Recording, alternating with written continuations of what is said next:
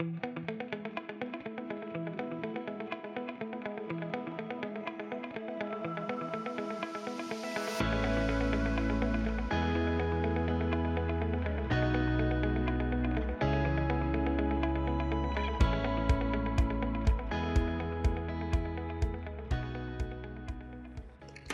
I'm Tom McMillen, former member of Congress from Maryland and a former CEO of the Lead One Association, which represented the largest college athletic programs.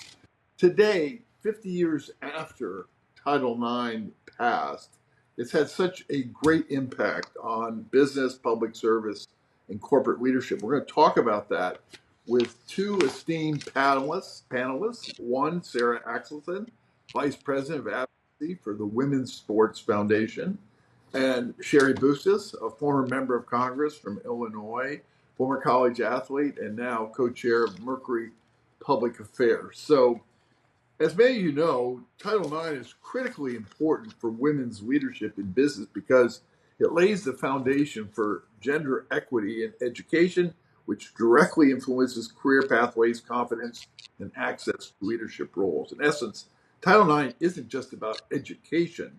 It's a pipeline for progress, helping women build the skills, confidence, and credentials to become tomorrow's business leader. It's no surprise that 94% of the women in the C-suite positions have played sports, with more than half competing at the college level, and 80% of female Fortune 500 CEOs were athletes during their formative years. And 74% of female executives believe that a background in sport accelerates leadership and career potential. So let's dive into this with our panelists. The first question is, how has the implementation of Title IX evolved to address gender equity beyond the intercollegiate and intercollegiate athletic, particularly in areas like women in sports and media, women's leadership, STEM education, a whole other areas? But why don't we start with you, Sarah? Sure. Thanks, Tom, and thanks to WBC for hosting this important conversation. I think it's important to take a step back and just make sure everyone understands Title IX is a law that focuses on prohibiting sex discrimination in educational programs that receive federal funds. So it applies to all aspects of our education systems. It's what allowed, in the early days in the 70s, women to have access to law school, medical school, things like that, and for men to have access to non-traditional fields as well. So really important to understand the full landscape of the impact Title IX has had, but oftentimes it is most well known for its application to athletics because that is where we sex segregate. And so we see that the benefits of sports are just so pronounced, especially for women and girls. And that's obviously the work that the Women's Sports Foundation does, looking at those leadership benefits, the health, the social emotional benefits that girls and women gain through accessing sports. And so it's no surprise that the longer we have Title IX in existence, the decades upon decades, right, we now have people who are coming into leadership positions in the business world who are Title IX babies, who have been around, who were born after Title IX.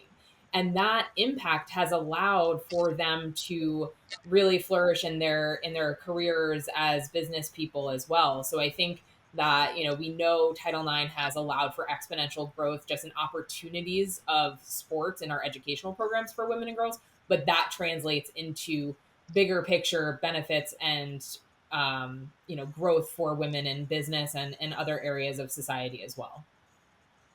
Cheri, how do you see its impact? Well, Sarah, I think you laid that foundation in a great way. And I'm kind of a Title IX baby in that when Title IX passed all those years ago, I was just entering my formative years as far as being able to play sports. I was in junior high, soon to be in high school. My sister was just starting out in high school. Tom, I also like those stats that you used about the women who are CEOs and how sports played a role in their leadership abilities.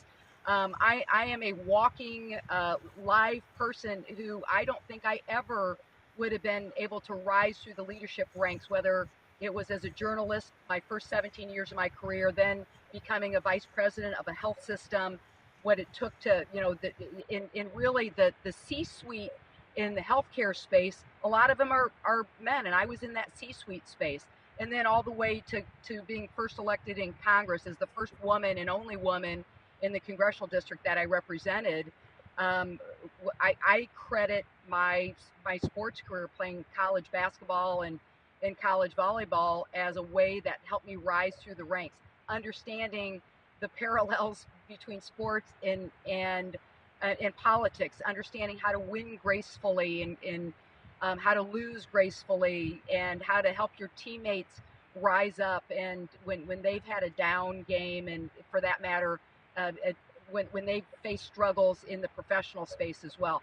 So I think it's played a huge role in my profession. And even when you look at women in Congress, I think it's played a huge role in growing those ranks. We're going to close in on having more than 100 women in Congress. And again, if you look at those formative years, I think a lot of it had to do with Title IX. So, 50 years later, is Title IX being complied with by our schools and universities? Your perspective, Sarah? We saw a report from the GAO, the Government Accountability Office. I believe it came out last year.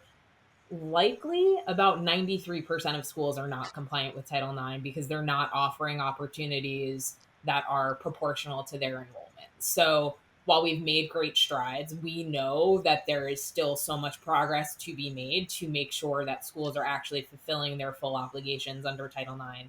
And I think it's also important for folks to understand that it's not just the participation opportunities. So for Title IX, you have participation, scholarships, and then benefits and services. So schools have to, comply and be equitable in all three areas. So you have to offer equitable participation opportunities, equitable scholarship dollars, and equitable benefits and services, which is often, called a laundry list. It's everything else that goes into a sports experience. It's the transportation, the facilities, the uniforms, all of that. And so it's really hard to know, sitting, further back, sitting in the office, to understand fully on a national landscape what that compliance looks like. You really need to be on the ground at those schools and assess each one of those areas to fully understand whether or not a school is in compliance. But based only at looking at the participation data, it wouldn't be surprising if the vast majority of schools are out of compliance in some way.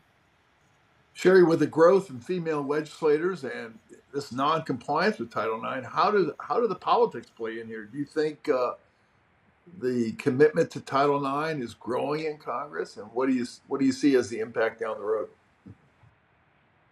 Well, as I said, I served 5 terms in Congress.